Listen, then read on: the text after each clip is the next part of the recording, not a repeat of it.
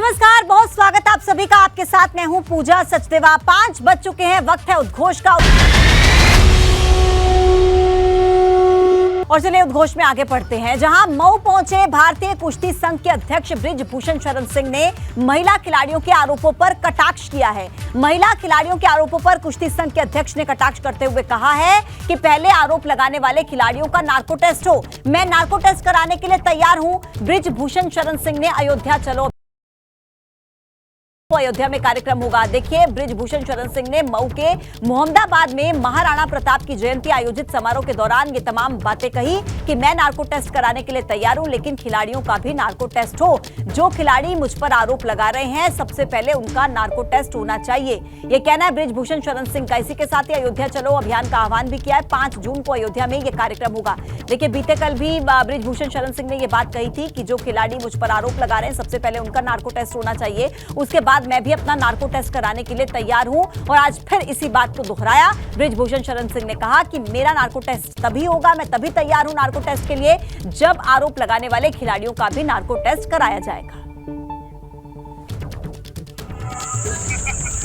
कहां हुआ, क्या हुआ, कैसे हुआ,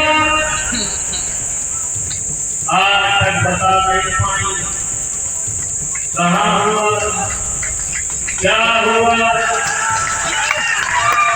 सांसद जी का नार्को टेस्ट करवा दिया गया। कल पंचायत हुई।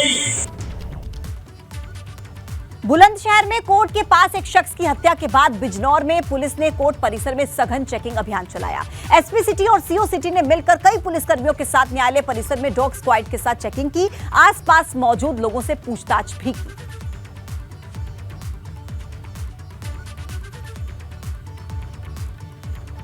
तो बिजनौर में पुलिस प्रशासन अलर्ट मोड पर है। मौजूद लोगों से पूछताछ की गई। कोर्ट के पास हत्या करने का मामला सामने आया था, जहां पर एक आरोपी को चाकू मारकर उसकी हत्या की गई थी, जिसके बाद अब पुलिस ने सघन चेकिंग अभियान वहां पर चलाया है। एसपी सिटी और सीओ सिटी मौके पर मौजूद रहे, चेकिंग की गई और देखिए मौजूद लोगों से भी पूछताछ हुई है।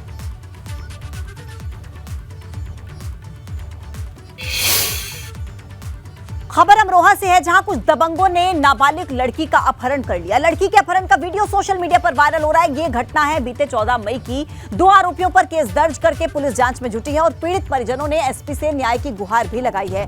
सुल्तान ठेर मोहम्मदपुर गांव का ये पूरा मामला बताया जा रहा है। गजरोला क्षेत्र में पड़ता है सुल्तान ठेर मोहम्मदपुर गांव, जहां पर कुछ दबंगों ने एक लड़की का अपहरण किया और ये वीडियो सोशल मीडिया पर वायरल हो रहा है। ये वीडियो 14 मई का बताया जा रहा है। 2 आरोपियों पर केस दर्ज हुआ है। पीड़ित परिजन पुलिस के पास पहुंचे, एसपी से न्याय की गुहार लगाई है और पुलिस इस पूरे मामले की जांच में जुटी है। बीते 14 मई का वायरल वीडियो, जहां कुछ दबंग एक लड़की को अगवा करते हुए नजर आ रहे हैं। और देखिए, नोएडा के स्टूडियो टावर में भीषण आग लग गई। वॉशिंग मशीन में आग लगी है, विकराल रूप धारण कर लिया। एसी तक में आग लग गई। मौके पर अफरा तफरी का माहौल। फ्लैट से लोगों को बाहर निकाला गया, लेकिन तब तक लाखों की संपत्ति जलकर राख हो चुकी थी। नोएडा सेक्टर 137 के पारस टेरिया स्टूडियो अपार्टमेंट की पूरी घटनाएं तस्वीरों के साथ आपको दिखा रहे हैं। देखिए इस अपार्टमेंट में किस कदर आग लगी। पहले फ्लोर में आग लगी, उसके बाद कुछ एसी आग की चपेट में आए। बताया जा रहा है कि सबसे पहले वॉशिंग मशीन जो शॉर्ट सर्किट की वजह से आग की चपेट में आए, उसके बाद आग विकराल रूप लेती रही और एसी देखिए आग की चपेट में आए। उसके बाद ये जो पूरा फ्लोर था उस पर आग बुझाने की कोशिश जारी है। पारस टेरिया स्टूडियो अपार्टमेंट की पूरी घटना है। लाखों का सामान जलकर खाक हो चुका है, लेकिन किसी तरीके से अपार्टमेंट से बाहर निकलकर भागकर लोग अपनी जान बचाने में कामयाब रहे।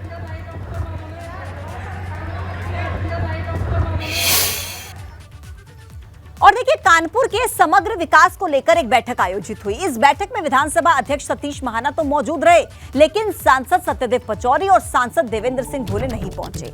बैठक में दोनों सांसदों के नहीं आने पर सतीश महाना ने बयान दिया। कहा कि हमारा काम था सूचना देना, हम किसी को निमंत्रण नहीं देते।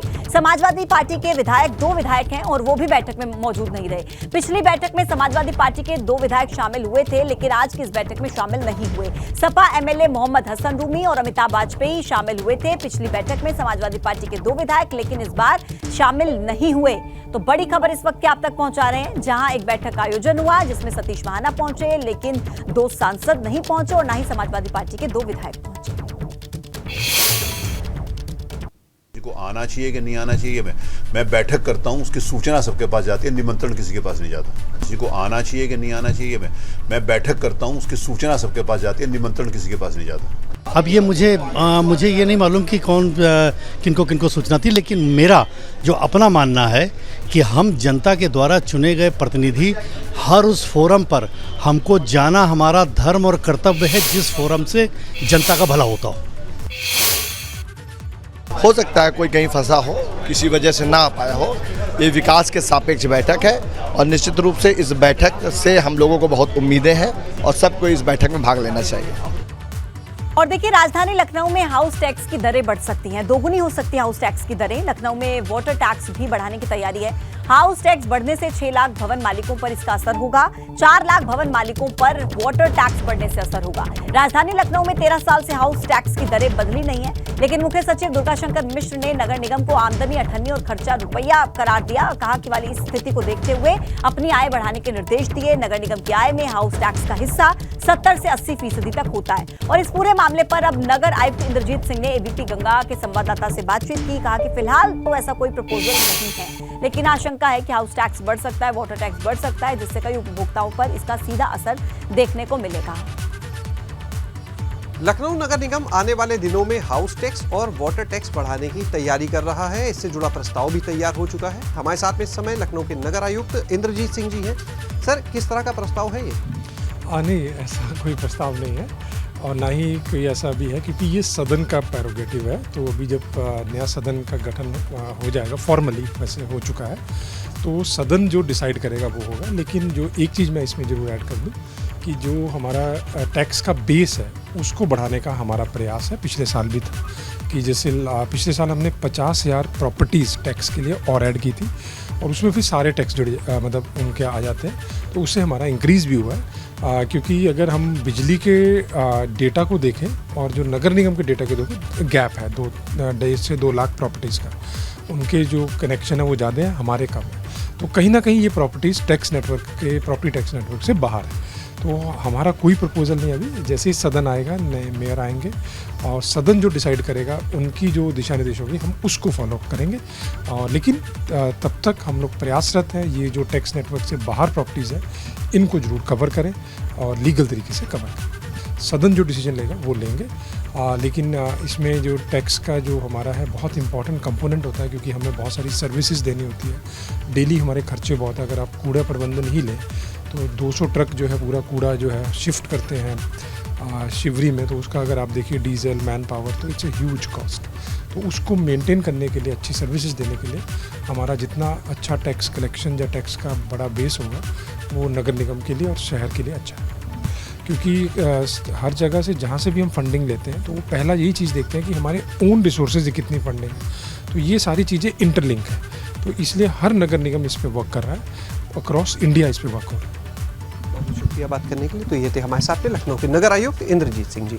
कैमरा सहयोगी हरिओम के साथ शैलेश अरोरा, एबीपी गंगा, लखनऊ। दिल्ली के यूपी भवन के व्यवस्था अधिकारी दिनेश कुमार कारुश ने आरोपों पर सफाई दी है। कर्मचारियों के आरोप पर कहा कि बजट न होने की वजह से सैलरी टाइम से नहीं मिल पाती और पत्नी की 2 सैलरी पर भी उन्होंने अपना पक्ष रखा है। दिनेश कुमार का बयान, पत्नी की 2 सैलरी पत्नी को देना यह कोई गलत नहीं है, इस पर भी अपना पक्ष रखते नजर आए। बजट की वजह से समय पर कर्मचारियों को सैलरी नहीं मिल पाती।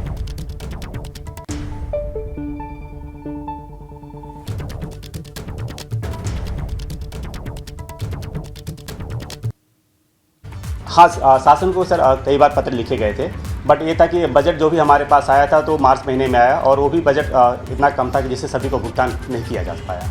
और अभी भी हमारे पास में काफ़ी बकाया चल रहा है द्वारका गेस्ट हाउस में जो आउटसोर्सिंग फर्म है। सर ये है कि बजट हमें इस वर्ष में आवंटित हुआ है, पर्याप्त बजट आवंटित हुआ है, क्योंकि पहले का बजट वो कालातीत बजट हो जाते हैं हमारे, तो उसके लिए स्पेशल परमिशन लेने के शासन को पत्र लिखा गया है ताकि वर्तमान बजट से पिछले जो पुराना बकाया है हम उनको उस पैसे से पैसा दिया जा सके। नहीं, ये 2 पदों का हिसाब किताब इस तरीके से है। अगर जैसे मान लीजिए किसी को हाउसकीपिंग का एक्सपीरियंस, साथ में किचन कैटरिंग का एक्सपीरियंस है और अगर सिक्योरिटी सर्विसेज का एक्सपीरियंस है, तो कंसर्न फर्म के माध्यम से ही जितने भी फर्में हैं उसी फर्म के माध्यम से अप्लाई करते हैं। अप्लाई करने के बाद अगर फर्म उनको उचित समझती है कि हाँ उनके एक्सपीरियंस के हिसाब से अगर वो जॉब दे सकते, क्रिएट कर सकते, तो उनके साथ किया सकता है। साथ साथ में जैसे हमारे पास में उत्तर प्रदेश भवन में भी है, कई सारे कर्मचारी ऐसे हैं कि जो कि दूसरे गेस्ट हाउस में काम करते हैं एक शिफ्ट में। अगर उनको ज़रूरत पड़ती है तो अगर वो हाउसकीपिंग में काम कर रहे हैं तो दूसरे फर्म में हाउसकीपिंग वहाँ पे काम कर लिया। अगर उनको यूपी भवन में लगता है कि वो किचन कैटरिंग वहाँ पे कुछ वैकेंसीज है तो कंसर्न फर्मों से बात करके फिर वहाँ पे वो भी जॉब करते हैं। अभी वो कार्यरत नहीं है? नहीं, क्योंकि वो 7-8 महीने पहले की बात है, तो बच्चों के स्कूल गए थे तो उसके बाद उनको समय नहीं मिला था तो उन्होंने उसको बंद कर दिया था। पत्नी के पैसे बांटने वाले वीडियो पर यूपी भवन के व्यवस्था अधिकारी दिनेश ने कहा कि वीडियो 9 महीने पुराना है। उन्होंने मुसीबत में कर्मचारियों के साथ देने की बात कही। हाँ, वो ये वीडियो लगभग 8-9 महीने पहले का वीडियो जो है वो बना हुआ है, वायरल हुआ है। वो बेसिकली मैंने ही उनसे कहा था, क्योंकि क्या हो रहा था कि शासन की तरफ से समय से फंड मिल नहीं रहा था और गेस्ट हाउस की व्यवस्थाएं भी चलानी हो रही थी, क्योंकि द्वारका वाले गेस्ट हाउस मेरा निजी आवास भी है।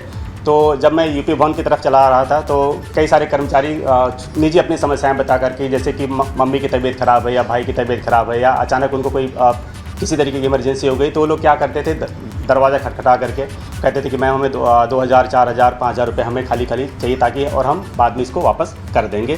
तो एक मानवता बस ऐसा किया जा रहा था। और देखिए, अवधेश राय हत्याकांड के मामले में सुनवाई पूरी हो चुकी है। वाराणसी के एमपी एमएलए कोर्ट में सुनवाई हुई। एमपी एमएलए कोर्ट 5 जून को अपना फैसला सुनाएगा। अवधेश राय हत्याकांड में मुख्तार मुख्य आरोपी है और मुख्तार अंसारी सहित 6 लोगों के खिलाफ पूरा मुकदमा दर्ज किया गया था। अवधेश राय हत्याकांड के मामले में देखिए ये पूरी हो चुकी है सुनवाई। 5 जून को अपना फैसला कोर्ट की तरफ से सुनाया जा सकता है। और मुख्य जो आरोपी है इस पूरे मामले में मुख्तार अंसारी और मुख्तार अंसारी समेत 6 लोगों के खिलाफ मुकदमा दर्ज हुआ था। 5 जून को एमपी एमएलए कोर्ट अपना फैसला इस पूरे मसले को लेकर सुनाएगा। आज सुनवाई हुई वाराणसी के एमपी एमएलए कोर्ट में और सुनवाई पूरी हो चुकी है। अवधेश राय हत्याकांड केस में 6 आरोपियों के खिलाफ मुकदमा दर्ज था। हमारे साथ मौजूद हैं स्वर्गीय अवधेश राय के वकील विकास जी। क्या कोर्ट द्वारा सुनवाई किस तरह से की गई? क्या आज माननीय न्यायालय के समक्ष अभियुक्त के अधिवक्ता द्वारा लिखित बहस की कॉपी दाखिल की गई है और माननीय न्यायालय द्वारा अगली 5 जून तारीख निर्णय के लिए नियत की गई है। क्या आज क्या सुनवाई में रहा? आज क्या रहा? मुख्तार अंसारी में जो भी अधिवक्ता रहे माननीय न्यायालय के समक्ष लिखित बहस जो थी, उनकी जो बहस थी उसको लिखित के रूप में आज उन्होंने दाखिल किया। 41 पन्ने की दस्तावेज उन्होंने दाखिल किया है आज। क्या दस्तावेज में क्या? दस्तावेज में फाइनल आर्गूमेंट के दौरान जो अभियुक्त के अधिवक्तागण ने बहस किया है उसी को लिखित तौर पे दस्तावेज के आधार पर उन्होंने दाखिल किया।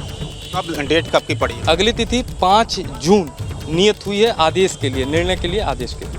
तो ये थे अवधेश राय के वकील। 5 तारीख की डेट नियत की गई है और 5 तारीख को मुख्तार अंसारी को सज़ा भी सुनाई जा सकती है, ऐसा मानना है अवधेश राय के वकील का। अब देखने वाली बात होगी कि कोर्ट द्वारा मुख्तार अंसारी को लेकर किस तरह की सज़ा सुनाई जाती है। कैमरा विशेष साथ नवीन पांडे, बीपी गंगा, वाराणसी। घोष में आगे बढ़ेंगे। मेरठ में इंसाफ के लिए घायल भाई को एक शख्स ठेले पर लेकर भटक रहा है। शख्स का आरोप है कि दबंगों ने उसके छोटे भाई पर चाकू से हमला किया। पुलिस आरोपियों के खिलाफ कार्रवाई नहीं कर रही। शख्स का यह भी कहना है कि पुलिस को दबंग की पूरी जानकारी देने के बाद भी पुलिस ने कोई कदम नहीं उठाया। इसके बाद पीड़ित अपने भाई को ठेले पर लेकर एसएसपी ऑफिस पहुंचा, इंसाफ की गुहार लगाई। मामला है लिसाड़ी गेट थाना क्षेत्र का। ये देखिए तस्वीरें, एक भाई अपने भाई को ठेले पर लेकर इंसाफ की गुहार लगा रहा है। और अब खबर है सहारनपुर से। खुदाई में मिले मुगल कालीन चांदी के सिक्के ग्रामीणों ने पुलिस को सौंपे हैं। खुदाई में मिले चांदी के सिक्के नानोता थाना क्षेत्र के गांव हुसैनपुर के भूमिया खेड़े पर जीर्णोद्धार के लिए खुदाई चल रही थी और यहां पर एक पेड़ के नीचे 401 चांदी के पुराने सिक्के मिले। भारी तादाद में ग्रामीणों की भीड़ मौके पर जमा हो गई। ग्रामीणों ने सिक्कों को थाना पुलिस को सौंप दिया है और इंस्पेक्टर चंद्रसेन सैनी ने बताया कि देर रात ग्रामीणों ने सिक्के दिए जिन पर संभवतः अरबी भाषा में कुछ लिखा हुआ है।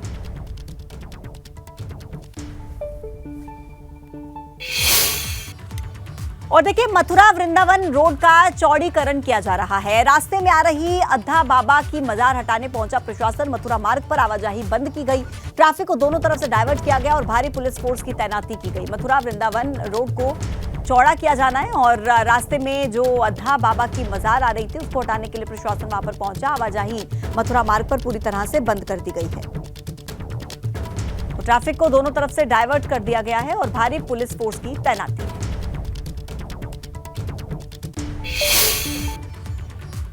जाने माने कवि कुमार विश्वास 3 दिनों के दौरे पर वाराणसी में थे। वाराणसी में अपने दौरों में कुमार विश्वास ने अतुल आनंद स्कूल में अलंकरण समारोह में शिरकत की। इस दौरान कवि कुमार को सुनने और देखने के लिए सैकड़ों की संख्या में छात्र छात्राएं इकट्ठा हुए। इस दौरान कुमार विश्वास ने छात्र छात्राओं को संबोधित किया। पीएम मोदी के अलावा सीएम योगी की भी तारीफ की।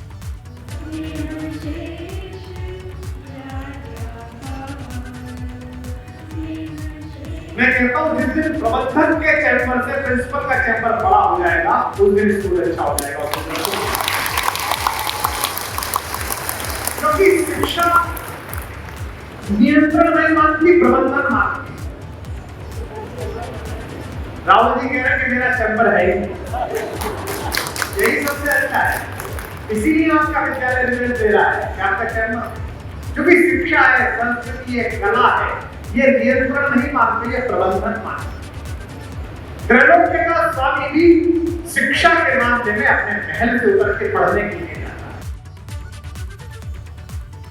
इटावा पहुंचे सपा महासचिव रामगोपाल यादव ने एक बड़ा बयान दिया। पीएम मोदी के नए संसद भवन के उद्घाटन पर रामगोपाल ने बयान दिया, संसदीय लोकतंत्र में असली अधिकार प्रधानमंत्री का होता है, ऐसे मुद्दे किसी को नहीं उठाने चाहिए। सवाल ये कहना है रामगोपाल यादव का कि इस मुद्दे पर किसी को सवाल नहीं उठाना चाहिए। संसदीय लोकतंत्र में असली अधिकार प्रधानमंत्री का होता है। तो देखिए, सपा के महासचिव है रामगोपाल यादव, उन्होंने एक बड़ा बयान दिया। दरअसल नए संसद भवन का उद्घाटन होना है और इसी को लेकर रामगोपाल यादव ने कहा है कि संसदीय लोकतंत्र में असली अधिकार प्रधानमंत्री का होता है और ऐसे मुद्दों पर किसी को सवाल नहीं उठाना चाहिए।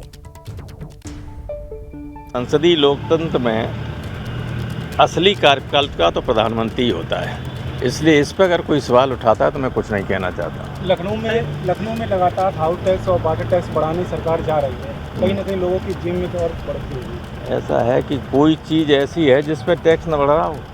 जब उत्तर प्रदेश में लोगों का जीवन की कोई कीमत नहीं है, जिंदगी की कोई कीमत नहीं है, तो चीज़ें सेकेंडरी हैं।